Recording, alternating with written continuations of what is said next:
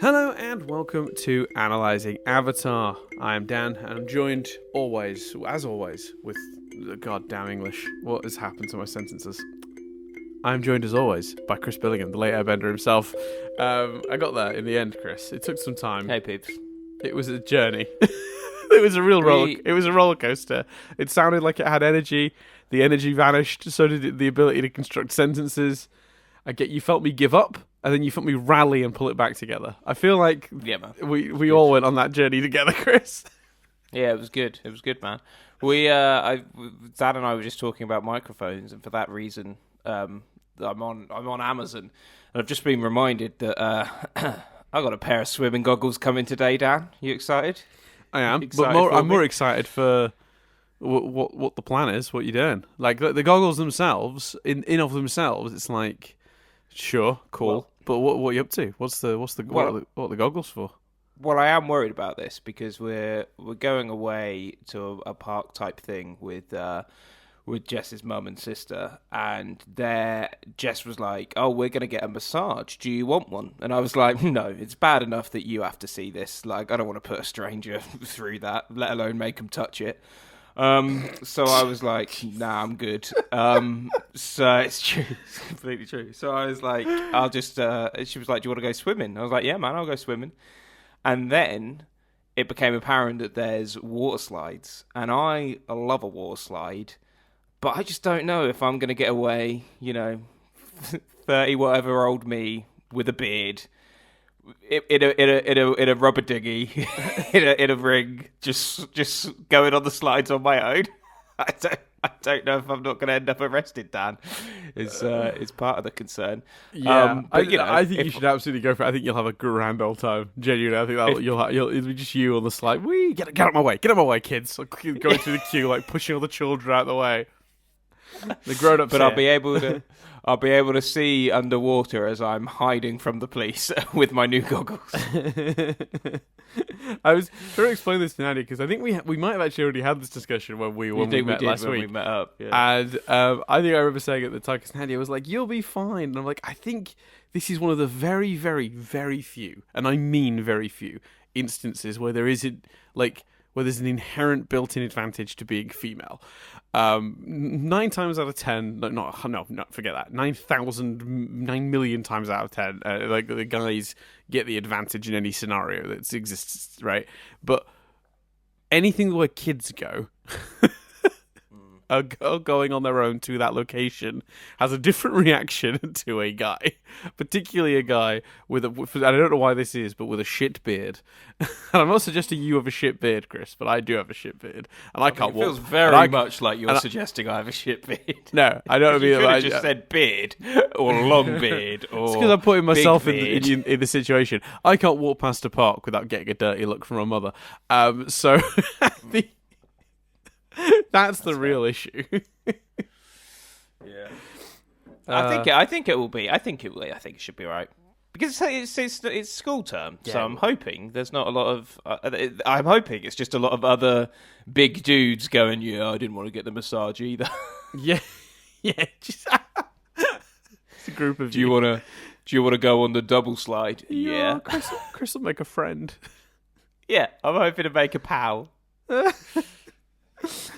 Oh God, that's funny. I didn't like the image of you pushing through the crowds of children to get to the front.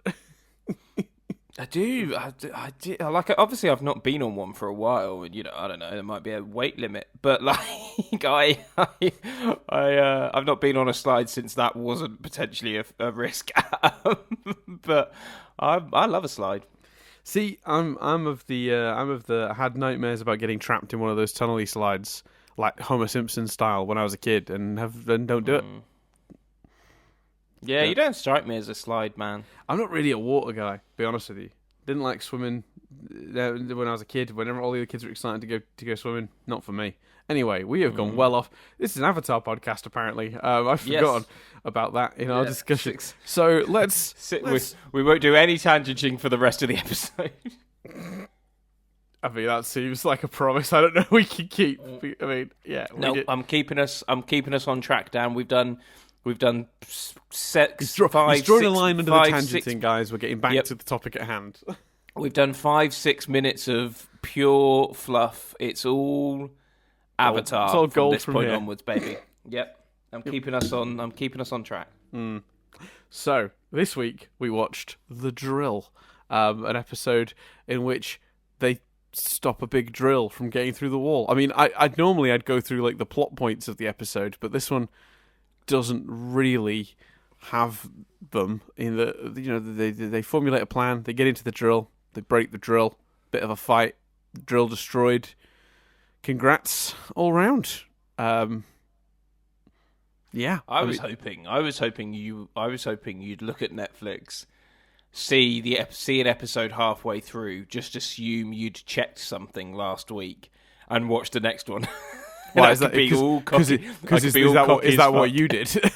No, it's not what I did at all. I was just hoping you would do it. So okay, I could be like, well, Dad, I watched the right episode. Yeah. Well, no. I watched the drill. I know what comes next. I remember where we were at. I had a cliffhanger to resolve. I was excited. That was a great episode. Suck it out. Loved it. I loved it. I thought it was brilliant. Great action pieces. Some really fun stuff. It's like you say, it's pretty A to B plot wise, but the visuals are stunning. The fight scenes all looked great. I had a real blast with this. Yeah, did you watch it this morning or did you watch it yesterday? Out of curiosity, I watched it this morning. I watched it this morning. Okay, I watched it yesterday. Does it sit differently after you sat with it for a day? No, I was just curious as to you had the energy of a man who's just seen a thing. I think it's the way I would describe it. I have the energy of a person who got about 4 hours sleep, which is a different situation. I also think this is pretty solid. It's tricky because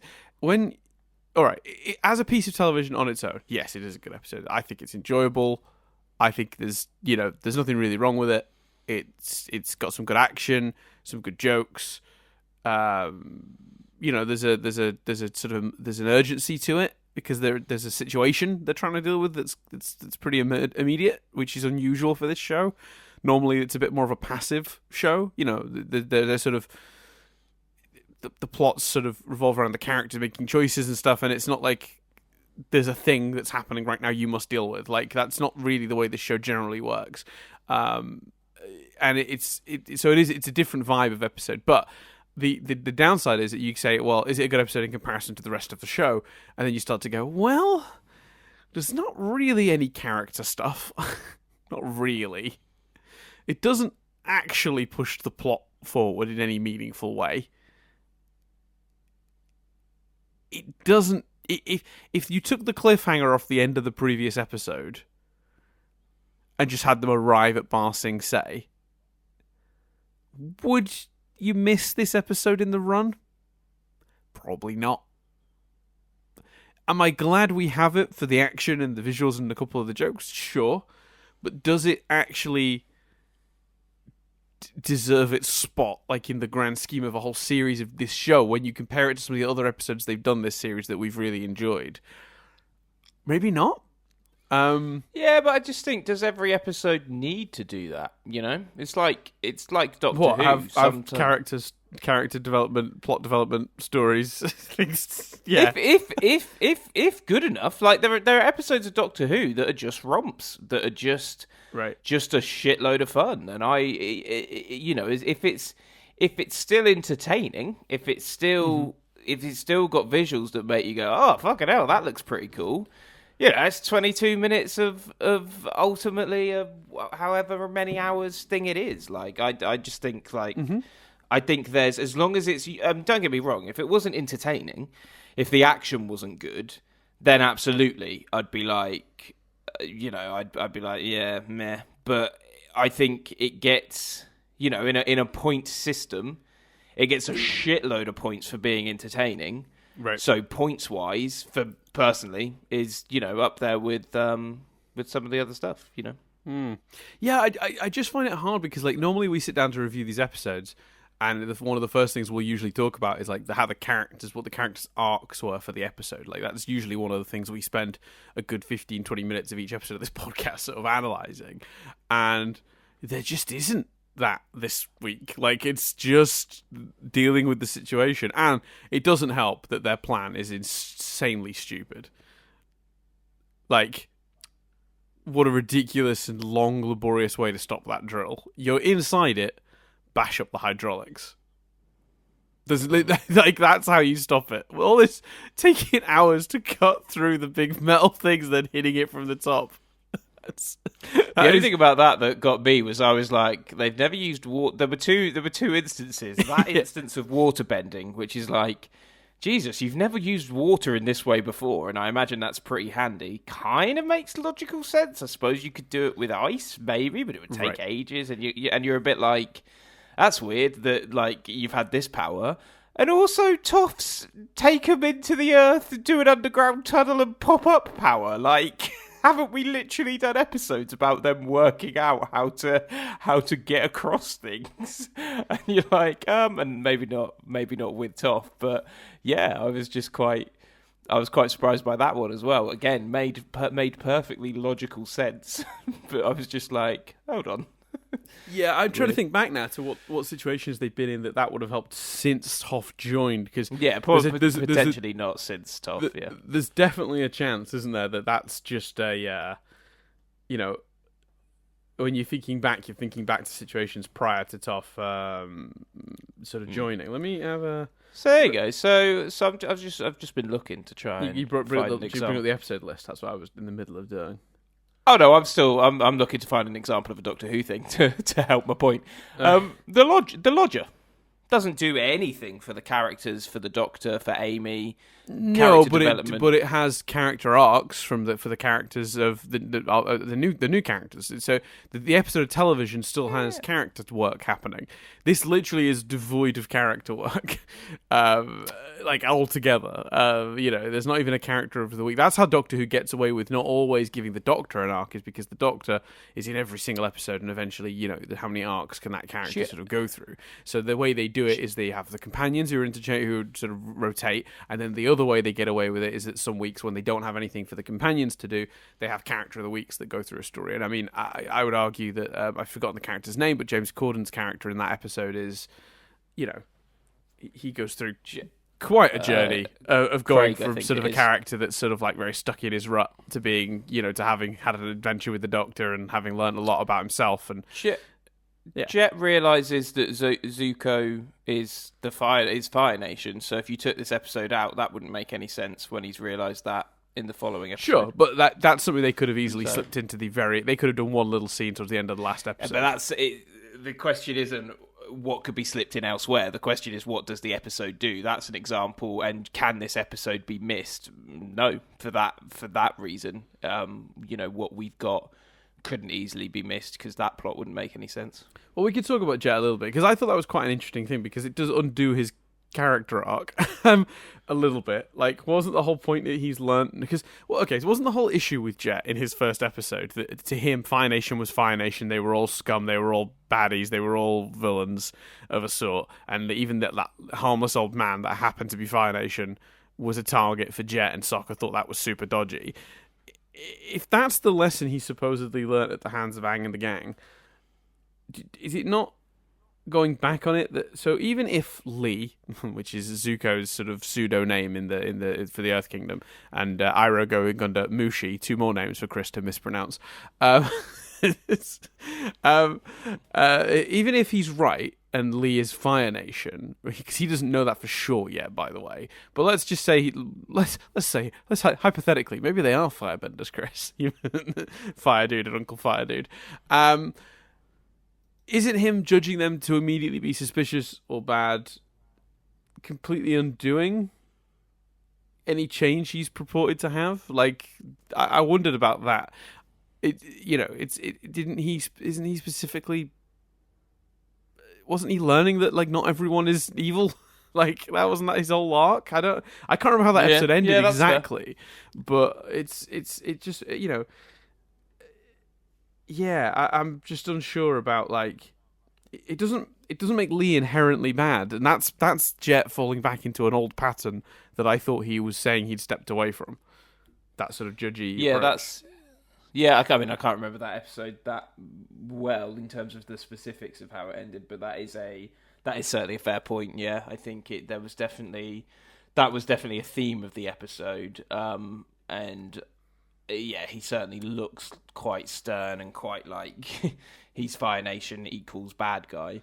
When actually the fact that they clearly are hiding that and have moved away from that, maybe they should have played it more as suspicion than outright, yep, baddie. Yeah, well, that's that's what I'm kind of thinking about, because like I think he's already acknowledged that Zuko's clearly been hurt by the Fire Nation. He can see the scar, right? So the idea that Zuko and Iroh or Lee and Mushi are like hiding amongst the refugees, even if they happen to have originally been Fire Nation, is it not clear they're running from that now, like everyone else? Like,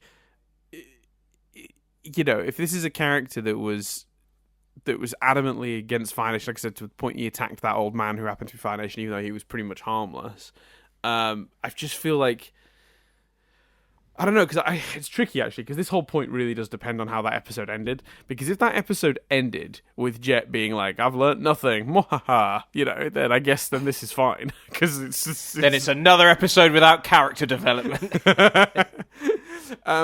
So I guess that's fine. But if that episode ended with Jet being like, I get it, I've seen the error of my ways, I'm not going to go harassing old men anymore because they happen to be Fire Nation, then that's a little different, because then this is kind of him reverting to his old behaviours. But with that said, what I do remember more recently is the conversations he had with Zuko last week about how he's changed and they're not doing it the way they used to do it anymore, you know. And even in this episode, when he first is thinking more positively about Lee before the whole tea thing, he's going, you know, oh, well, we're going to be the new freedom fighters now. We're not going to go about things the old way, but we're still going to do our bit against the Fire Nation, blah, blah, blah. But he's making it sound like they've got a whole new approach now. They're going to be kinder about it, more considerate about it, and not, you know, not risk flooding a whole town to kill everyone just to get rid of a few Fire Nation guys. Because if you remember, that was his plan back in his episode, flood a whole town of innocent people just to get out a couple of Fire Nation dudes.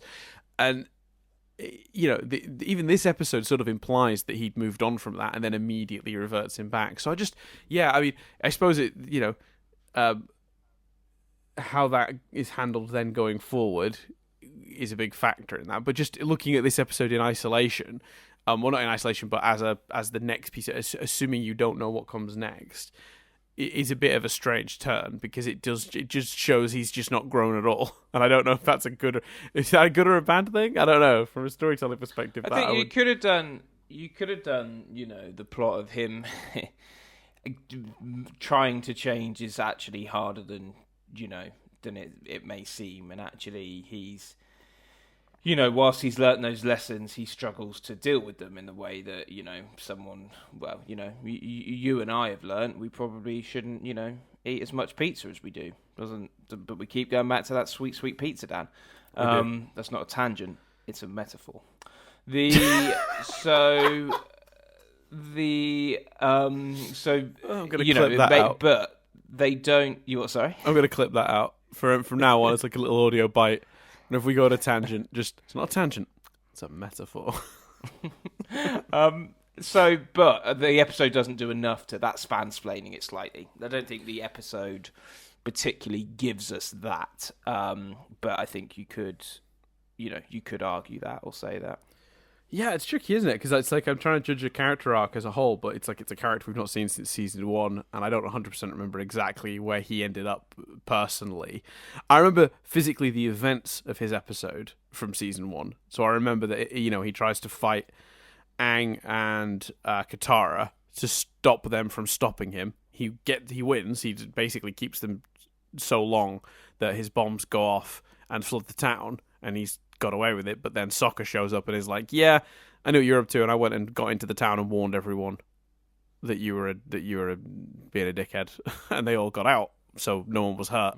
You know, but I don't remember where Jet does Jet sort of like see the people that could have died and then remember or realize that was a silly thing to do, or does Jet sort of, run off into the night like a villain, like I'll get you next time, Gadget? I don't remember, if I'm being honest. But either way, I guess it's an interesting development for going forward, because obviously, we've got the gang heading into Ba Sing Se now, having helped at the outer wall, and you've obviously got Lee and Mushi heading into Ba Sing Se with the other refugees, including a very suspicious Jet, Longshot, and Smellerby? Yeah, Smellerby. So yeah, I don't know. I'm intrigued to see where I'd be. I can't 100% remember exactly. I remember certain scenes that are coming up with involving those characters, but I can't 100% remember how they play into the bigger picture going forward. So I'm kind of like, what is that? Where does that go again? So yeah, I'm kind of interested, and I imagine you're probably equally like looking at that, thinking like, well, how does that all come sort of together? Seeing all these characters arrive in the same place.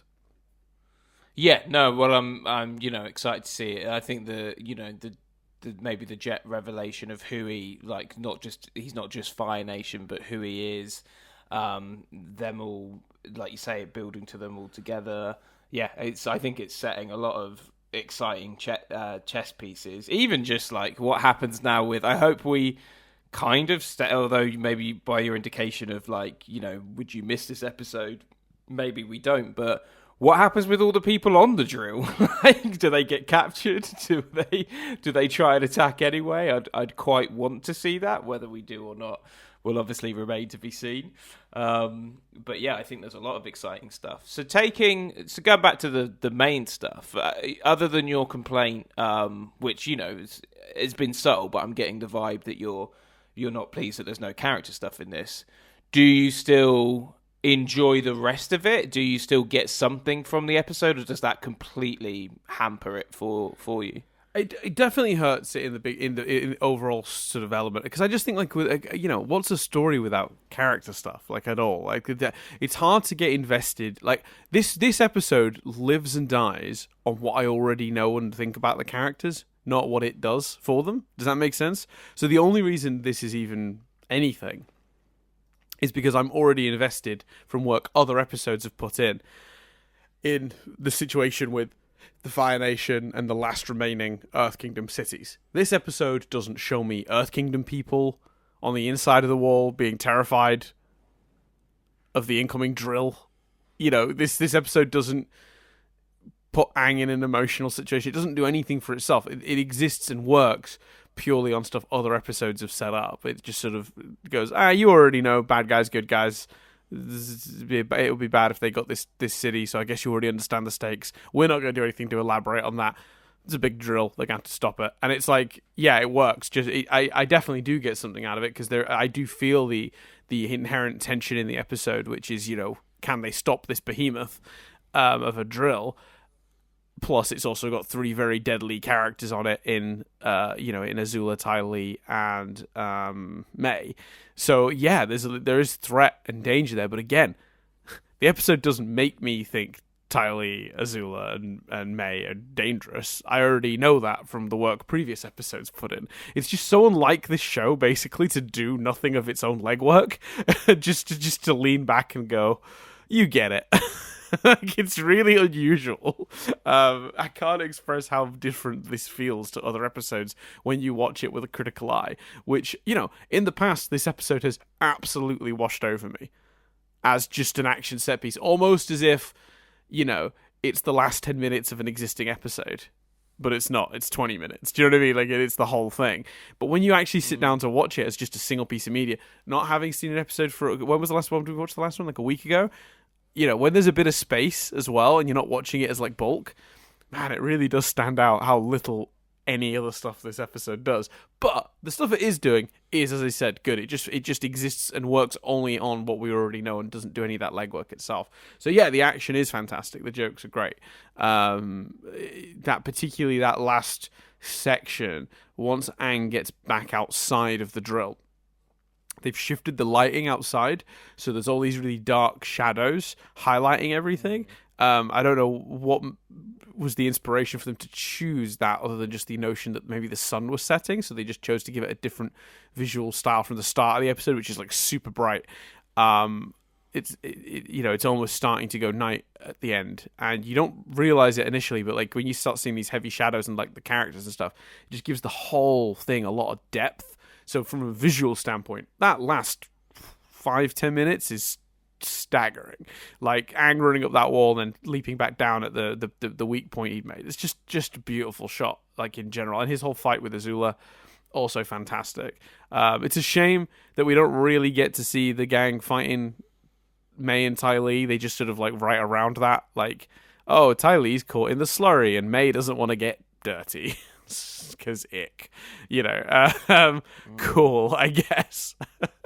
But that's fine. Like there's nothing wrong with that. It's just a bit convenient. There's a lot of convenient things in this episode, so I guess that's fine. So yeah, how do you feel about it? So you see, you from your perspective, like the lack of any of the character work or any of the build up or any like actual sort of storytelling, simple, basic storytelling things just doesn't matter here. It's just like it's fine. Yeah, it's and I think it is a slight element of personal opinion, or maybe because I'm watching it for the first time, I don't watch these with as critical an eye, actually. But for me, the pure entertainment of everything else makes me not hung up on that stuff. Completely see where you're coming from, completely agree with the criticisms, but for me they don't jar as hard, right. Because like some stuff like Aang forming a rock with his hands, that so whole cool. fight, like it's just so cool, and I like a bit of a I like a ticking clock kind of plot in shows like this. I like confined space anything. So even the notion of the drill. I did have at the beginning. I was like, what was the point in doing the whole Aang learn something and goes away sepapply to just have them immediately meet up? Man, that's literally my next note. Yeah. I was like, what? Like that slightly undercuts that. But yeah, and it's difficult because, like, obviously you very eloquently explained the character stuff and why that bothers you. And again, I agree with those criticisms. It's harder for me to eloquently explain why it doesn't bother me, because fundamentally that argument comes down to, well, it was really entertaining though, wasn't it? Like, which doesn't sound as strong an argument, but it's all based on personal opinion. Yeah, but and your experience watching it, like your physical just, I watched it and I had fun with it. Like it's hard to, it's like trying to explain to somebody who's dismissive of the Fast and the Furious films how much dumb fun they are. Like it's really hard to make someone understand why those movies work. And why they're so popular, because if they're dismissive of them, but I'm like, no, but it's like junk food for the brain. Like The Rock gets a cast off his arm by flexing his muscle in one of the episodes, in one of the movies. Like that's ridiculous, and it's so funny, but it's also like the movie takes it so seriously. Yeah, there's just something. There's something kind of glorious in the fact these movies kind of, with the exception of Vin Diesel, they're very aware of what they are. So they're entertaining, but on their own merit. And how do you explain that to somebody? It's very difficult to do. Yeah, careful, Dan. You're slipping into you start at example to emphasize your point. You're slipping into Fast and Furious tangent territory here. Okay, we gotta right the ship, Dan. Careful. Okay, I'll let it slide as tangent master for this episode. It's my new character, guy that loves to tangent. It's, I'm just saying, like, it was fine, if anything, and I'll be honest with you, Dan, I recognise as Tangent Master, I'm in danger of slipping into a tangent about being Tangent Master, but, so we gotta be careful. You're completely right, it's completely that. It's without being like, I thought the bit, I thought the stuff with the sludge was cool. Like, how do I eloquently explain it? But it's absolutely personal experience. And yeah, for me, I thought all the tough stuff was great. You're right. The intro definitely annoyed me, and the I Like You was a bit like, feels like you're writing around the other one of the three who just can't be asked, and the kind of sudden ice chopping, water chopping. Because that's the thing, they didn't even try and make out it was ice. They like what, just really hard water? Like, what do you? Yeah, so I said to Nandia, the way you would do it is if you could get a little bit of a gap, you could put water in the gap and make it turn to ice, which would expand it and would expand the gap, right? And I was like, is that what's happening? But very quickly. Like, because I watched this one with Nadia last night, so so I got to ask these questions out loud instead of, sat in front of my laptop grumbling to myself. No, that doesn't make any sense, which is how I normally do it. So I asked that out loud. Nadia wasn't sure either, but that is the way you would do it, right? Like ice, when something freezes, it expands. So you'd put water perfectly into the space, freeze it to let it expand to make the gap wider, and then you'd pull it out again. So is that what's happening very quickly every time they cut through it? Because I'm pretty sure if I chucked water at steel at high speed, I would love to watch that. I don't know if that would if I created some sort of jet-powered, water gun that forced water out at extremely thin, high speeds, I don't think it's cutting through steel, is my point. Now you're taking the piss, because you're like, right, you want to be tangent master, do you, Chris? You want to keep an eye on the tangents? I'm going to imply and stop you asking questions about how I would go about chucking water at high speed at steel. I know you've got a million questions about that scenario and how it looks and how it would function. I went because you're tangent Mythbusters master. route. You're tangent master. We can't do it, Dan.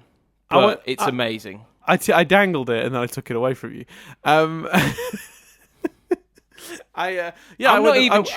not even sure what you've got near you that is still to try. Anyway. Well, so I'm going I'm thinking so let's say this is a Mythbusters episode. Because that's what they do on Mythbusters. They look at something that weird, like a bit strange that happened in a movie that seems impossible, and then they try to recreate it, and they try to recreate it best they can. Obviously, waterbending doesn't exist. What would be the best equivalent? Because what you can say about the waterbending here is they're clearly throwing the water very, very fast, and it's almost like flattened down, like sharp. It's like a small piece of water that's like cutting through, right? That they're sending back and forth between each other. So how can you recreate that? Well, the person couldn't, but a high-powered some sort of water jet that you could make the water like a fine line, but also shoot it at high speeds. But even if you could do that and you pointed it at steel, especially not a big steel girder that thick, it ain't making a dent, mate. You'd be better off waiting for it to rust. I'll allow this because it's been brought firmly back to the logistics displayed in the episode. Yeah.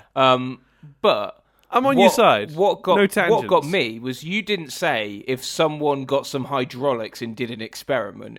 You said if I got some water and chucked it at speed against some steel, I'm not sure I could achieve that. Which is the thing I wanted to just visions of you walking throwing past buckets a car of water at steel just girders. be like kapow.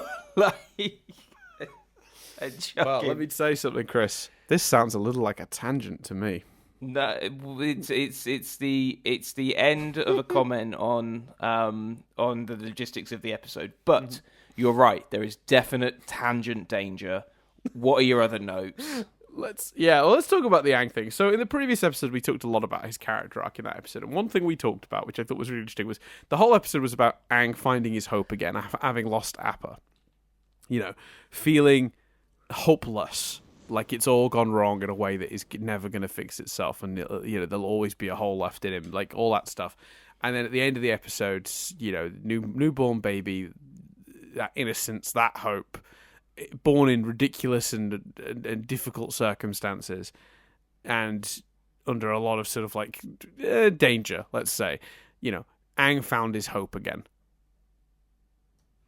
Then they shove in this idea about I need to go alone, and he potters off. And we, one of the comments you made, Chris, was, I don't know whether that was even really linked to his arc from this episode. Yeah, completely. And then you I think we talked about whether that was, well, is that okay if it puts him in the position he needs to be in for the next episode? But having now seen this episode, Chris, what was the point? Couldn't that last episode have finished with them having been like, okay, you've had your baby, the city's that way, safe travels, and they all get to the top of the mountain, and they're like, the wall of Ba Sing Se, we finally made it, and the gang look over, and then they see the drill. Would that be any different in terms of, like, one, the cliffhanger, and then two, this episode, where, like, where the first thing that happens is Aang just flies back to the gang? Yeah, it was weird. Just a really weird choice. Yeah, yeah, it just made retroactively the end of the last episode even worse and weird. It's just like, and just so, it's just a way. It doesn't even play like any time has passed. No. Like, it just literally plays like the only explanation for it is that Aang saw the drill and then went, oh shit, and stared at it for a couple of hours whilst they then finished their walk. Yeah, that Fire Nation music is playing, and the whole time, boom, boom, boom, boom. He's just like, God, I should do something. Oh, the guys are here. Speaking of, have you been calling them the Aang Gang as a reference to this episode, or is that not something you've done deliberately? No, not something I did deliberately at all. Yes, so they do. Yeah, for those who remember, this episode has a running joke where Sokka's trying to give the gang a name. It's gang with two A's. Obviously, is the answer. But yeah, he does call them the Yang Gang, or the what is he? He has a bunch of names for them. I can't remember them all. Team Avatar, Team Boomerang, which was brilliant. Yeah, Team Boomerang's a good one. That was great. Yeah, so he has a bunch, like Danger Squad or something like that. Like, he has a bunch. Because it all starts with, like, when one of the Earth Kingdom, like, troops, battalions or whatever has, like, has a name that's really cool as well. I can't remember what the name is. Can you remember what it was? No, didn't know. Oh, I give up. I don't remember. Yeah, so there's a whole running joke about that, which I think is quite good. I enjoyed a little reference to, obviously, Toph being Earth Kingdom has some knowledge of the previous siege of Ba Sing Se, which the other characters do not seem to have. Aang was asleep for 100 years. Doesn't seem to know about the previous attempt to get into Ba Sing Se. Wouldn't. That makes sense. Sokka and Katara, who will have lived at least somewhat without it being in part of recent history, no knowledge of it either. Presumably because as Water Tribe folk, maybe word might have reached the Water Tribe of that happening, but it's not something that would be part of their history. Toph, on the other hand, an Earth Kingdom child, you could definitely imagine being taught that in school as one of the great victories for the Earth, the Earth Kingdom. Like, that time they broke through the outer wall, but we repelled them. It was a failed siege because we're great. It makes a lot of sense that because Toph references it, and she even refers to the siege by the Dragon of the West, which is a name we've heard Iroh use in the past for himself. When not for himself, other people used it in reference to Iroh. That was his nickname back in the day. The irony, of course, being that Toph met him and thought he was a kind old man just 2 or 3 episodes ago, having no idea who he really was at the time. So there's a lot going on in that little moment. I made a note of it, and I thought I thought that moment particularly was quite fun. So yeah, that's one of my other notes. I don't know if you have anything to add on that point, or just. Yeah. No, I think you're right. I think it's a really cool moment. I do like that we got to see Ty Lee as a one-woman army early in the episode when the Earth Kingdom send that battalion after them, and Azula's like, yeah, they can't get in here, but you know what? Let's deal with them. Ty Lee, go do it. And she just goes out and does that thing where she blocks all of their chi and they can't bend anymore. Yeah, that was another wicked shot, like her being surrounded by bodies, and also the implication that actually, because whenever we've seen it, time has then passed, but we don't know how much time. So to know that, like, it isn't a 10-minute thing, like, you know, they're lying in hospital, seemingly, we know they'll get it back, but it takes, the implication was that it took, you know, it takes at least beyond a day. Right. Which I thought was quite cool. I agree. I think that's really... Adds seeing them all led around her and then seeing one of them in hospital really adds to her feeling like a threat. Yeah, exactly. Yeah, it must be said that, you know, it's slightly nullified by the end of the episode where she's just sort of held in in place and is the very opposite of a threat there. But but that's because I think that's the way the water was full. Like that was like, I didn't see that as her weakness. That was the circumstances being to such Katara's advantage. She is surrounded by water in a way that they're able to keep her paused, surrounded by water. Right. Then when Toph appears, because there's also rocks in it, she's able to really emphasize that. Like if that was a little bit of water on the ground, Katara wouldn't have been able to do that. But she was literally already immersed in water, with a lot of water either side. So Katara was able to pin her down from the water that was already surrounding her. Correct, but I did feel like a lot of the circumstances of this episode were sort of like contrived or a bit convenient. So I made a few notes on that very fact, including the engineer that conveniently carries schematics. Have you ever known an engineer to just sort of like walk around with the schematics to the place he's an engineer of in his hand? Number one, but number two, he's of all, like, we see loads of engineers later, and they're all just like working on different valves and like, you know, like hammering stuff and, you know, being engineers or whatever, and none of them are also holding schematics. So when Aang breaks that one valve, knowing that someone will come to repair it, he's very lucky it happens to be the one guy that seems to have married his schematics and doesn't want to be parted from them.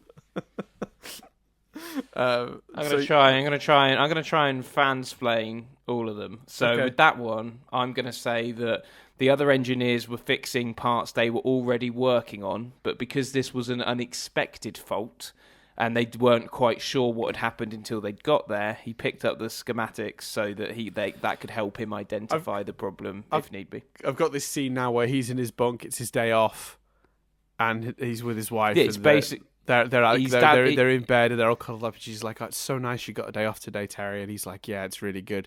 And then the phone rings, and he looks over at her, he looks at the phone, and he's like, "I'm sorry." And she's like, "You do this every time." He's like, He's Dante. "I'm the best. He's Dante from I'm Clerks. the best damn engineer this bloody drill has, and if I'm needed, I'm needed for our country." And she's like, "Careful." What? God, sorry. Careful, we're going into tangent here. Hey. How long's this bit going to be, Dad? Careful. I just, you know, he picks up the phone. He goes, what's happening? We got a valve broken. Well, I better grab my schematics. And he like grabs the schematic, and she's like, "Not the schematics again!" And then off he goes. Like I say, frozen by Aang. He's Dante from Clerks. The minute he's defrosted, he's going to go, "I'm not even supposed to be here today." Right, next one. So then the other one I had was that it has a Death Star-like weakness, which I thought was really convenient. Immediately, Sokka takes one glance at it and is like, it has a weakness. We hit it in this exact spot. I've got the fansplaining explanation for that as well. Oh, is it going to be the plot of Rogue One?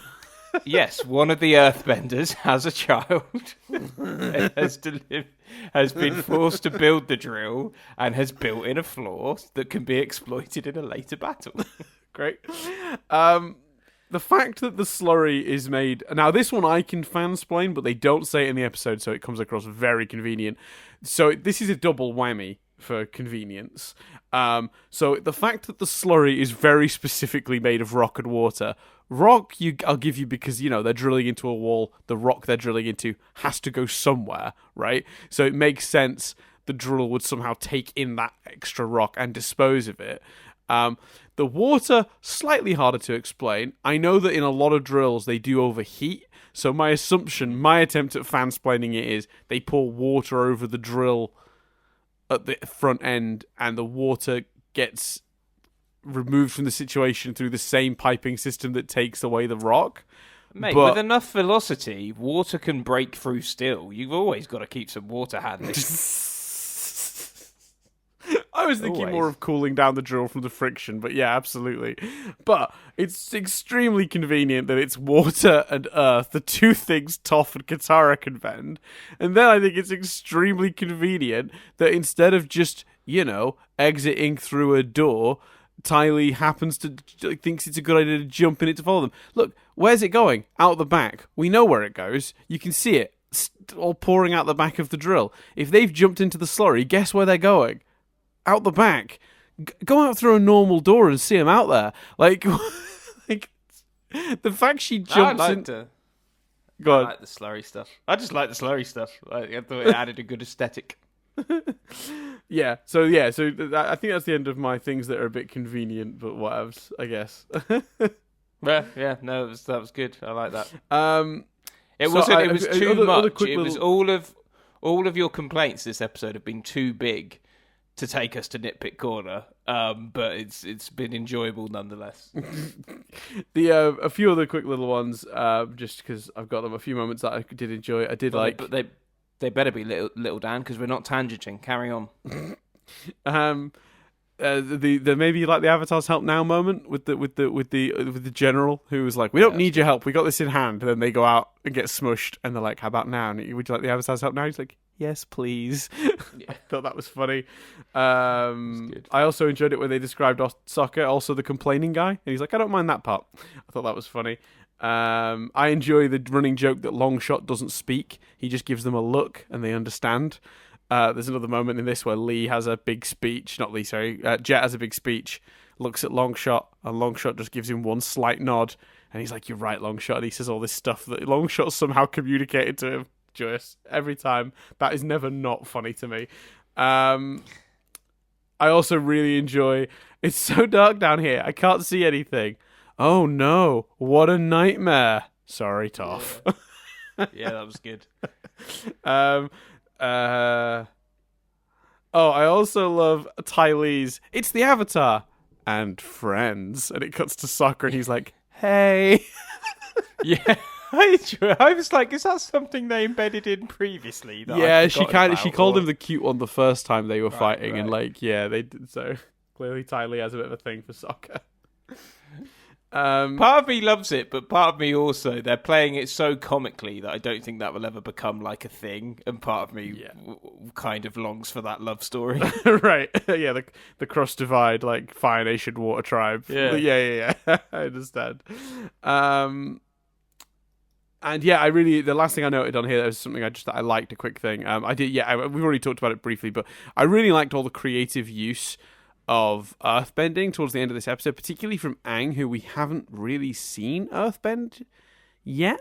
We've seen him physically do the act of earthbending, but we've not seen him use his training in a combat scenario as of yet. He's moved rocks. We've seen him do that physically, but like seeing how he implemented earthbending, not rock bending. It was interesting to see he sort of almost was developing his own style. Like he built up this big mountain of rock in front of him and was punching single rocks at the person because they're a little bit lighter and faster, which is very much his style. As a monk, going defensive and creating like a rock shield on his arm to block stuff. Like that's very clever on a lot of levels. Although there is an element of, once again, we've seen 2 clips of him practicing and now he's very, very proficient. Yeah. Which you can get away with waterbending because they very much set up that waterbending was kind of like a natural companion to airbending, and he picked it up very quickly. Do you remember they had that whole episode where Katara was a bit jealous because he could just sort of do it without much training? Yeah. I don't know if you remember that episode, but they did that. They did that in the first season. Whereas with earthbending, they very much did the opposite and set it up as something he was going to have a lot of natural difficulty learning. He has picked it up very quickly. The only assumption being, of course, that they must have been training for some weeks while they travelled, on their as they were moving about. Yeah, But although it's this still a series has done a lot of cliffhangers and immediately, but a lot of episodes have led into each other. But yes, there is no doubt if you looked at it, time that you could attribute to travel. Yeah, I'd have to go back and see. But you're right, because there have been a lot of episodes that have bled straight into the next one. So I wonder actually whether there has been even time. But yeah, I thought that was super cool though, because again, it's like what I love about the way they do it in this show is like every time Aang is learning a new discipline, he's never doing it quite in the same way as the other as the person like who's taught him. He's made it his own. Like his base ground sort of knowledge for bending in general is airbending, right? And he's earthbending like an airbender. Like he's thinking strategically the way an airbender thinks. He's not. Toph is throwing a big rock at you and trying to smush you. She's not. She's not necessarily going to go straight for the defensive tactic, but Aang being an airbender, an air nomad, a being of sort of almost the karate school of combat, which is, it's defense is the way. You shouldn't be launching attacks unless you absolutely have to. So he's always dodging out of the way of things. It's his whole thing. And when he fought Toph, she even said, stop jumping out of the way, like face it like a man, like take one of these hits on the head, Twinkle Toes, that sort of thing. Like, so to see him using earthbending for defense, the way it just fits so well. It's not only a cool visual, which it is, obviously, but yeah, I just really appreciated the way he sort of built himself a little shield, and yeah, I thought that was just neat as hell. So I wouldn't describe it as a character arc, but it is really clever when the action is also makes the way that the person is fighting tells you something about their character. That's cool. That's really good. It's great. And the show has always been good at that. But like this is a particularly great example. You could even suggest that because the fighting style he used showed us something about his character that is a bit of character work within the episode. Yeah, you could. If you wanted to. Well, your words, Dan. Those were your words just then. There's not. I'm just repeating back to you. I mean, as I also sort of included in that because I knew that's where you were going to take it. And I thought I was sidestepping that with the phrasing, but evidently you went in anyway. Was that it's it's not exactly a character arc. It's just re-establishing something we already know about the character through his new technique.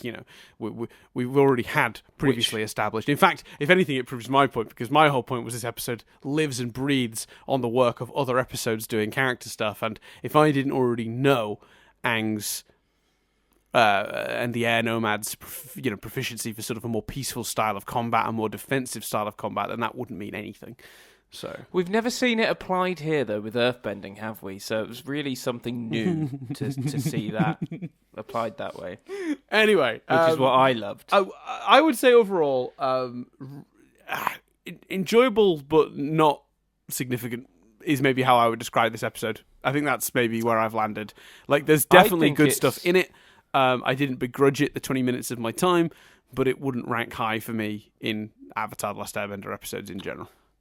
I think it's one of the best episodes the show's ever done, but that's mainly to annoy you. So if we take that goal out of it, which rarely do I do anything without that goal in the back of my mind. I thought it was really enjoyable. Yes, completely agree. It doesn't add a lot to the landscape, arguably. Although obviously that new fighting style character stuff is great. But I think it was. It amongst the most fun I've ever had watching, and I give it major points for that. So I had a blast, but I take and actually agree with your points. They just didn't necessarily jar with me as much personally. Mm-hmm. Yeah. Shall we triv it up? Let's triv it up. That gets louder every week, I'm sure. Yeah.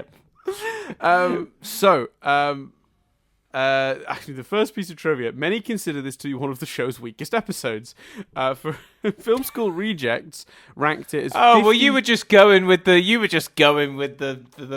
being cool, with the consensus. I certainly didn't find any valid reasons to feel it was a bit insignificant, but you're right. I've just gone with the cool kids. The example given here is Film School Rejects rank it 54th out of 60th of the episodes of the show. Some of the episodes that are behind it are Avatar Day, which we saw earlier this series, and you weren't particularly fond of. I was going to say, I don't think I like that much. Yeah. King of Amashu, which is the one where Boomy makes Aang do a bunch of weird tasks to teach him a lesson, and The Great Divide, which has its problems. We talked about. We got there. Yeah.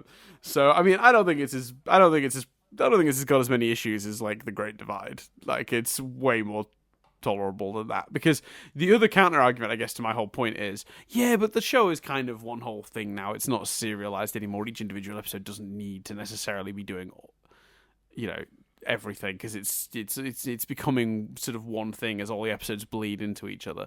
But I would still argue that for me, the episodes still need to work individually. So yeah, that would be my counter to that. But yeah, that is one way you could defend the episode. I mean, you're literally just debating with yourself at this point. Well, I gave the counter, but just then sort of my response to that counter would be... Yeah, that's fair. This episode reveals that while Katara can heal wounds, she is unable to heal someone whose chi has been blocked. I thought that was something worth establishing. The episode marks the first time an actual person has defeated Ty Lee. Prior to this, only Appa had managed to defeat her. He did knock her over in that episode. I was wondering about this. Am I misremembering? So I don't know if you could count them just holding her in the back as defeating her, but they have a bit of a combat thing going on in the ship, don't they? In the drill for a bit. Who beats her there? Does someone? How does that? I can't remember how that plays out off the top of my head. Because her and May come across the Ang gang, the gang. The Katara and Sokka run away and hide in the. They hide in the, so they don't necessarily defeat her. They run away and they jump in the pipe slurry with all thing. the sludge. Yeah, that's what I thought. Yeah. So what physically happens? Because does Aang fight Ty Lee? Who beats her? Basically, I'm questioning this truth because unless they're counting her being held in that slurry, which I wouldn't consider that defeating her. I feel like that's just bad luck. Like I don't know if that's her being like outwitted, out. She just made an unfortunate choice. Like, I don't know. The episode marks the first one an actual person has defeated, like in combat, Ty Lee. So unless I'm missing something, and there's another part of the episode where, like, Sokka throws a boomerang at her and knocks her out or something. I don't remember anyone defeating Ty Lee, but maybe I'm wrong. Comment below. I'm having a scan. I don't seem to find anything. She's not even really present until, like, the fight stuff. No, but if it's going to be anywhere, it'll be in that middle section when she meets them in the drill and chases them. Maybe they have a bit of a scuffle there before they jump into the slurry. Yeah, but even then, there's only 9 minutes left of the episode at that point. I've had to step up to let my cat in because he's meowing and meowing. Sorry. Yeah, no, as far as I can, having a scan now, I don't think that's really the case. Like they're dicking about with the things, and then they see them. They do the whole hello stuff. Oh, Aang knocks one of them back with a big puff of air, and they go against the wall. But that's not a defeated anyway. Is it Ty Lee that he knocks against the wall? I don't know who the characters are, man. I barely know their names. Ty Lee is the one that's cheery and can... because the window's open, I can hear voices going through it now. This is one of those things. One sec. It's because I'm scanning through it, so I'm only seeing it on a small view, not the full screen. Bear with me. Let me watch it full screen and tell you who it is. Anyway, I'll read the next truth while you look. Iro is saying, I don't know... I know not to cry over... Yeah, it is Tao Lee, but he just like... Yeah, it immediately cuts up, basically puts a big puff of air, and she goes against the wall. But that's not a defeat in any way, so it can't be that. Oh, maybe it's the fact that Katara held her for so long in the sludge, and then when Toph appears, they push her back up into it. Yeah, I said that. So they send her away. Her being defeated as such. That's all right. Well, the immediate threat is. I don't know. She sort of... They're just holding her back while they wait for the drill to collapse. Like, that's not really... Yeah. If I was in a boxing match with I don't know, take your pick, famous boxer like Mike Tyson or something, and to win, I just simply, put a wall up between me and him so he couldn't get to me for the first round. I let the bell ding, and I'm like, I defeated Mike Tyson. You'd be like, you didn't. You held him back for the round and got away with it. I don't know, if you manage to build the wall super fast, which is the equivalent. But tangent, move on. Next piece of trivia. Iro saying, I know not to cry over spilled tea is obviously a play on the saying, don't cry over spilled milk. It's also important to note that based on... okay, yeah, I forgot about this one.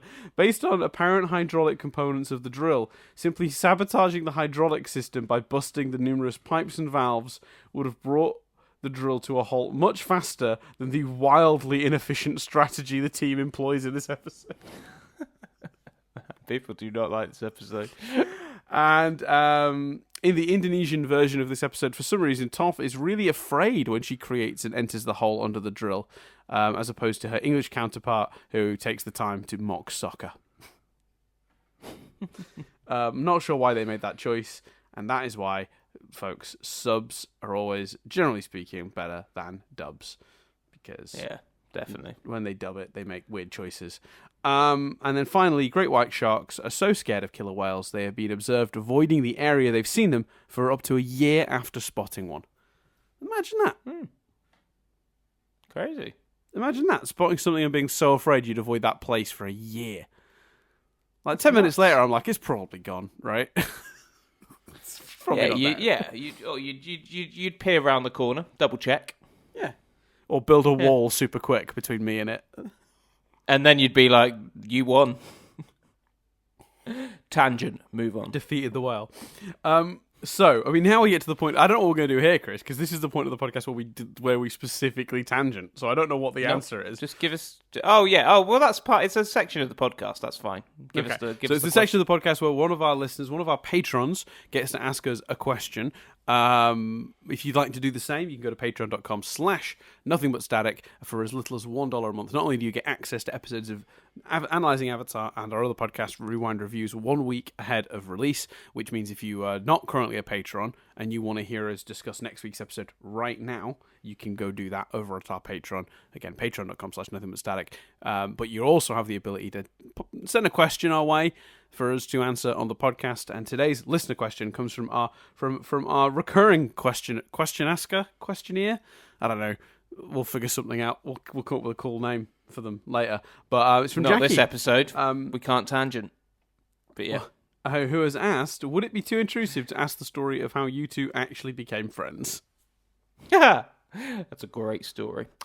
So it was one summertime morning. No, it was, well, you can tell it if you want, but basically Dan wasn't in our year at uni for the first year, but was in our year, then kind of had a gap year and was in our year for the second year.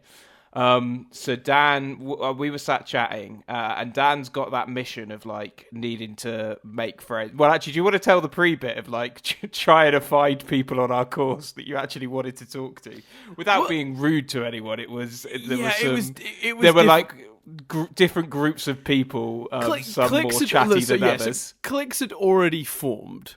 And I didn't know who they were, what they were, what the dynamics were within the class that I was joining. So I join it, and it's pretty difficult as a newbie when everyone's already figured out who everyone is and who they want to spend the time with and who they don't, to sort of find a clique, you know what I mean, that works for you. Find the group of people, I should say, really, that work for you as some people you want to spend the time with. And on my first day, the people I happened to sort of end up gravitating to didn't turn out to be my favorite people personally. Like we got on well enough, but we weren't like, these are not people I would want to like hang out with all the time, you know.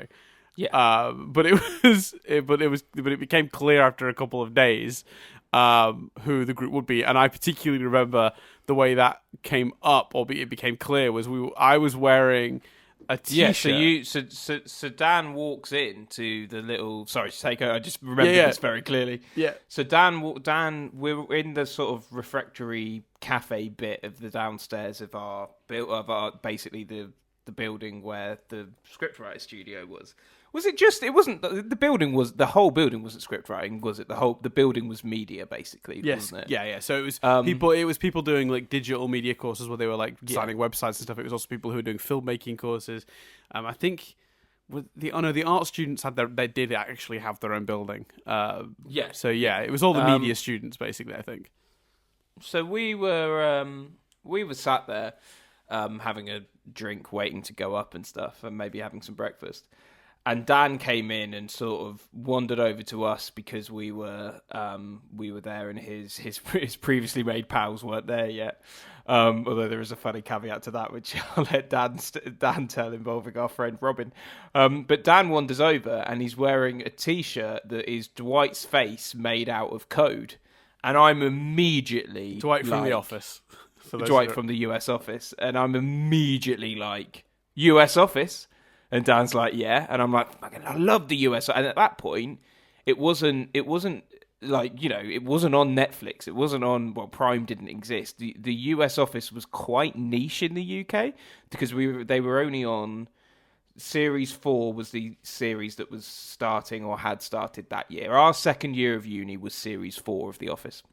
Mm-hmm. And, it just wasn't, at that point, the UK was still being a little snobby about it. It wasn't airing, I don't think, on UK television. You could get the DVDs, maybe. You could certainly get Series 1 on DVD, because that's how I discovered it. But basically, just no one else really was watching it. So to discover someone that was and liked it got me very excited. And then I think I told an inappropriate story about a sexual encounter. You did. Not in a braggy way. One of the first stories you ever told me, and I was just like, somebody this honest is immediately like somebody I want to gravitate towards. Yeah, so because you were thinking fan of The Office, jackpot. I was thinking told an inappropriate sex story immediately, jackpot. And to clarify, people, I'm not gonna tell the story because I'm not still in touch with the other person involved, and that would be disrespectful. But it wasn't a braggy. Oh yeah, check out what happened. It was literally. Oh no, it was a story in the hands of anyone else would be considered a point of humiliation. Yeah, I was like, this faux pas happened, I can't remember. I don't know if I was telling it anyway or if I just. I think you just went straight. I mean, I could be misremembering this, but I feel like you went straight to it. But the funny thing was, so as Chris hinted at, which is one of those other weird awkward moments. I'd already sort of spent my first couple of days before coming in wearing the Office t-shirt and sort of not integrating, but like meeting properly and starting to get to know the people in sort of Chris's friendship circle.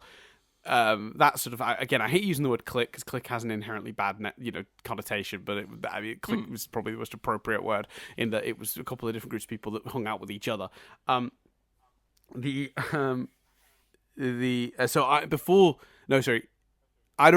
friends with this other group, but they weren't like my kind of people, just different personalities, whatever. I liked them, got on with them enough to stick it through, but it wasn't like I wasn't going to go like drinking with these people after uni or whatever.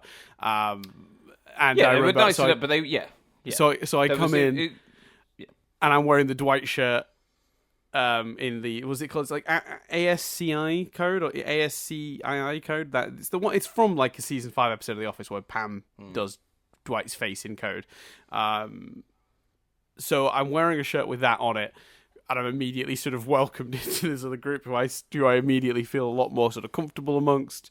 Very much kind of my sense of humor, my kind of people, and like then like it's like maybe it's a couple of days later, I go in to a lecture and sat in the front row of the people that I'd initially sort of spent a bit of time with on the first few days, and then in the and it was like something out of a bad movie. And our friend Ro just had no.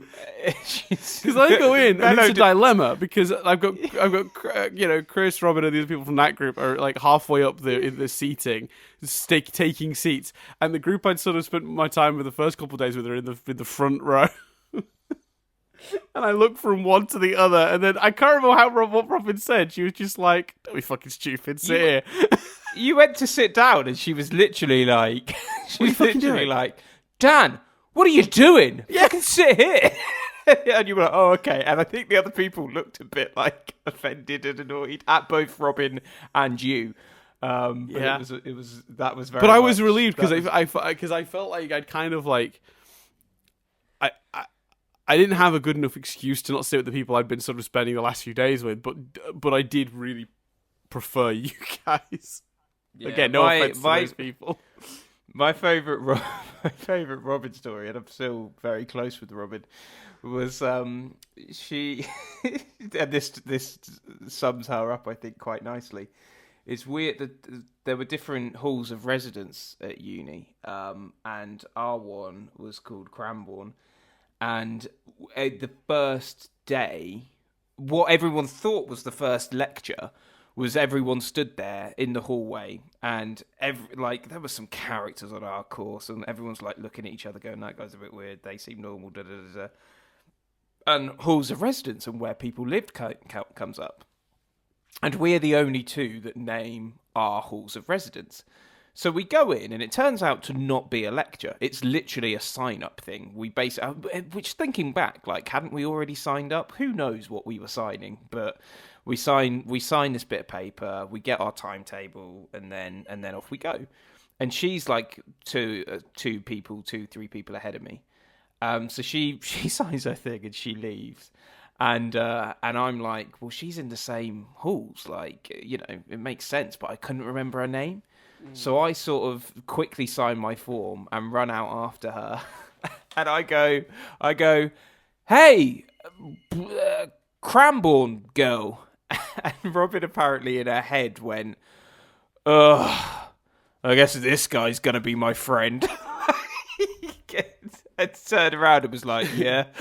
And I was like, you going back to Cranbourne?" And she was like, "Yeah." I was like, "You want to walk together?" She's like, "I guess." And a friendship blossomed. But I just love the fact that in her head she was like, "Oh, fucking hell." Like, that is Robin through and through. Like, I can't think of like, yeah, like so she was very no nonsense, Robin. She like had no like compunction for like any like social like niceties. She was just like 100. Again, I always gravitate to people who are sort of like 100% sort of like honest and more themselves and like not putting up any sort of front or whatever. Yeah. And like between your bloody sex story and Robin being like, "Damn, what the fuck? Why would you sit there? You know, like, you know what I mean? Don't be an idiot." Like, you know, yeah. Like her honesty and like, because I'm stuck in an awkward social situation where like the expectation is I would sit with the people that I'd sort of talked to the first few days, but the reality is I want to sit up with you guys, and Robin just cutting through all that bullshit. So yeah, that's and then it was sort of like I was sort of like part of that group, and it just sort of developed from there. I think. Yeah. It's the usual way. It's all from an inappropriate story about sex and a T-shirt of Dwight from The Office. Just I like to think stuff. I like to think that you were sat with the other people who, again, perfectly nice people, just not the kind of people where you go, perfectly nice, but I have nothing really to say to you in a drink out scenario. Right, exactly. I like to think that you were sat with them and you were kind of listening to everyone else, and you heard me go like, "Oh, guys, you should really watch The US Office." And you were like, "Oh, if I wear my Dwight T-shirt." I think I wore it because I literally just got it as a gift from Nadia. I think if memory serves, I'd watched it. I'd watched the most recent season, like while at uni, because I think I got to halls a couple of weeks ahead of the start of term. Where I was staying, so I had a lot of time on my own for a couple of weeks, and I think I'd caught up on like either a season or 2 of The Office specifically, while having nothing better to do with my time. And I'd say I think Nadia had been watching it along with me, not literally with me, because we were separate. And I'd shown her the shirt and been like, "Oh, how cool is that?" And she'd bought it for me as a gift. Oh, nice. And it had like literally, I think it had arrived like 2 days prior, maybe. So it was just like, "Oh, it's a new shirt. I'll wear my new shirt." Like it wasn't even like a. This will get me some writer cred. Have you kept the T-shirt as a? I kept it for a very, very long time. momentum. I don't think I have it anymore, though. I think it went to a charity shop in the end because it was. I'll be honest with you, Chris didn't fit me. Fair enough. Definitely weigh a lot more than I weighed when I was at uni. So, and I think if it weren't for I think it probably you would there would have been another way you gravitated to us. yeah, it would have either. I mean, that happened to be the way it happened in the end. Like, but yeah, I think for sure, like that stereotype of like found my tribe or whatever. Like, it was just like that. It was just like these are the people I relate to the most, who make the most sense to me, and the people I most want to spend the time with. So, yeah, I feel like that would have played out eventually, regardless. Yeah. But yeah, definitely. the shirt definitely was the initial. Oh, without doubt. Yeah, because anyway, There you go. yeah, that's how that happened. That's how we met at uni. It was like weird set of circumstances for a couple of reasons, but and now here we are, like what, God knows how many years later. Like, it's been a long time. Well, careful. If we spin into that, we answered the question, Dan. If we spin into the now, we're in danger of tangenting. But I love like I was just trying to think of the time frame. I was just like, it's been a fucking long time. Like, yeah, oh yeah, definitely. yeah. Definitely. And if you want to find out why we started the podcast, ask a question. No, I'm joking, because we were talking about TV anyway. But that's a quicker answer. The quicker version of the first story is uni, but we thought we'd give you some details. Yeah, because I think she said in a comment following that one, like, I think I knew it was at uni, but what was this? So I think she even specified further down. But that is the story of how we met. That's the story, kids, of how I met your mother. And there are other ways in which you can contact and get in touch with us about various things, or if you have thoughts on any of the nonsense we've talked about this episode, feel free. You can do it on Twitter. I'm at Dan Doolan. Chris is at C Billingham. On Instagram, we have wait, no, we don't have an Instagram. Instagram is for Raphodraws. Head over to Instagram and check out Raphodraws. Instagram.com/Raphodraws, who supplies our key art that we use on the audio versions of this podcast. So if you listen to this on Spotify, that image of Appa, sort of with the sun in the background, was from Rapho and is amazing. Is just brilliant. Rapho is also on Tumblr and Twitter and YouTube. The best place to get Rapho's other locations is to head over to launchlinks.io/u/Raphodraws, where there's a list of all the places and links to help support and enjoy the work of Rapho, who is an awesome artist. There's also, I think, a Redbubble account where you can get some of Rapho's like artwork on t-shirts and stuff. All really cool. Definitely worth investigating. Other than that, you can get us in all the other places. So we're all on like iTunes, Spotify and stuff. We're on YouTube, youtube.com/nothingbutstatic UK. You can email us if you don't like the idea of sending us a tweet or leaving a YouTube comment. Tweet because it's too short, limiting. And YouTube because terrifying, because there's a lot of crazy people on YouTube commenting on videos. So I understand why you wouldn't want to step into either of those forums. So if you'd like to get in touch with us but don't want to use either of those, we have email, which hilariously now, despite back in the day being the new quick modern way to send a message to someone, somehow feels weirdly outdated now. Like, it seems like people only use it for work now, email. But you can email us, and people do it. We get some really nice emails. We can't respond to all of them, but because I physically, it's not like we get millions of them, but we get enough that I'm like never quite have the time to properly go through and respond. And I always want to respond properly. When people send us emails, they send quite long, really eloquent emails with lots of interesting points, and I really want to get into the weeds, and I don't want to reply and just be like, thanks for sending us an email. I want to actually engage in the discussion. So unless I have time to properly reply, I don't. But we do read them all. So yeah, mail at nothingbutstatic.co.uk if you want to send us an email with some of your thoughts on any of the stuff we've discussed, or if you're particularly offended at my lack of love for this episode of Avatar. See, Chris, not a tangent, on point. You can do so. I think that's everything. It seems like the majority of people agree with you. I feel like I'm the one that's going to be getting there. Yeah, maybe. I don't know. I must admit, I was surprised when I read that going through the trip. Okay.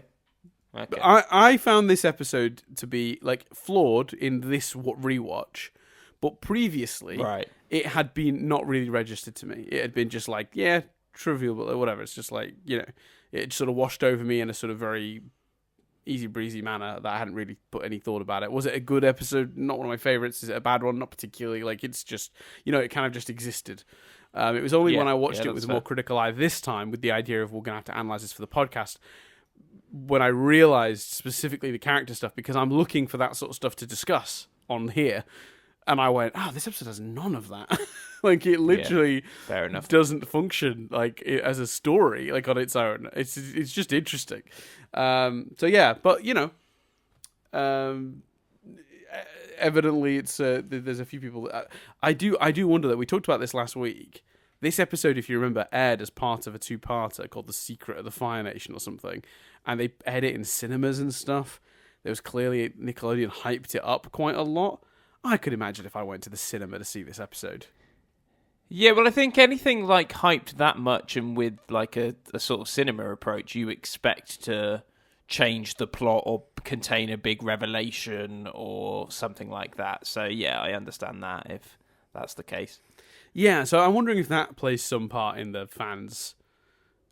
That's fair. Maybe less than love that attitude of not being particularly fond of it comes from that. That's speculation though, because I was not privy to the fandom when I watched this show. I wasn't following the online discussions of this show so much when I watched it. Anyway, so yeah, probably, funnily enough, Chris, probably around the same time as I was watching The Office. That's before we started. So, that's why you weren't, you were thinking, I've got to find myself a Chris. That's why you weren't paying too much attention. Exactly. God, that puts that at about at least 15, 16 years ago. Yeah, man, we're old. Yeah. It's really depressing. All right, end the podcast. We are way past. This is a slight tangent, but we are way past. Whenever I think back to uni, the thing that I get most... Tangent now, I see. All right, fair enough. Oh yeah, no, I said, yeah, we're done now. We're done. You can turn off if you want. We've done the links. We've done everything. You can switch off if you fancy it. You're not missing anything, and we've gone way over anyway. Well, this is what's funny is the episode that's no tangents, and we've gone mega over, and I don't understand how that's happened. Because we weren't so in line with our opinion. The episodes where we disagree is always going to be. It's always going to be longer. That's true. I can't remember what I was saying now. Oh yeah, the thing I get nostalgic for at uni is you are never, and I think the thing you don't appreciate at the time, you are never truly in a position again where it is completely acceptable to just go and talk to strangers. To just be like, hey, da-da-da, and that's a shame, and there are probably people that have better luck I don't know, either making friends or flirting with people. But, we saw it in the bar the other weekend, even in COVID times, two groups kind of hooking up and having a flirt and leaving together and stuff. But do you remember how at uni you could literally, especially in Freshers Week, everyone was just talking to everyone and it was socially acceptable to just go up to people and start a conversation. I think that's the real treat of uni, that you only when that kind of you get older. I mean, I have no desire to go out anymore, but you know what I mean? That goes. Human beings, ick. I must admit, because I always get nostalgic for those times, not just uni, but in general, back in the day when people would talk to each other on the train, and I had an incident of a couple of months ago. No, it must have been before pandemic, where this woman was 10p short in a shop, and I went, "Oh, do you want the 10p?" And she was like, "Huh?" And I was like, "Do you want you're down 10p?" But she's like, "I've got 10p. You can take it." And she was like, "Why? Why would you give me it?" I'm like, "But it's 10p." Just that act of kindness bamboozled her. And she was immediately suspicious. But the other day, traveling to see you, this guy was a little tipsy on the train, talking about Ascot for half an hour and interrupting our conversations. And immediately I'm like, God, I missed it. Why? What are you doing? I miss not needing to have communications with other human beings. Yeah. Yeah, people don't need to talk. It's the one thing I do like about London. It's the unspoken rule. Don't talk to me. Traveling in central London is amazing. No one wants to talk to anyone, and it's great. Yeah. It's amazing. Anyway, so thanks everyone for listening. Obviously, we're back in a week's time for more of whatever this is. At this point, I'm not sure. I'd like to add actually very quickly to something that was said in our Discord. In episode 3 of this podcast, about 20 something minutes in, this series, we did. Chris did this amazing Cora. What was it? Cora goes to get grapes. Cora gets some grapes episode where you planned out what an episode would be. Someone has asked on our Discord if anybody knows how to make like an animatic. If someone can make an animatic of Chris's Cora episode, Cora gets some grapes. I'd like to add to that rallying cry because that bit makes me chuckle quite a bit. So if someone wants to do that, that would be amazing. But yeah, let's. I don't know why that really tickled me. So I'm gonna agree with it was one of our patrons, Avishai, who might actually that might be Will. Will, I believe that is Will. But yeah, it's a. Oh no, Will's a different person. Sorry, I thought they were the same. They're not. It's two green avatars. Oh no, one's yellow. Okay, ignore me completely. They're not the same at all. Will's got a comment on the same screen. I'm dumbass. Ignore me. But yeah, anyone wants to do that, that'd be great. But otherwise, thank you guys for listening so much. As always, we'll see you in a week's time. Or unless you're about to join the Patreon, we'll see you right now over on that for the next episode. But in the meantime, I've been Dan Doolan. I've been Chris Billingham. We'll see you in the next episode when we sit down to discuss City of Walls and Secrets.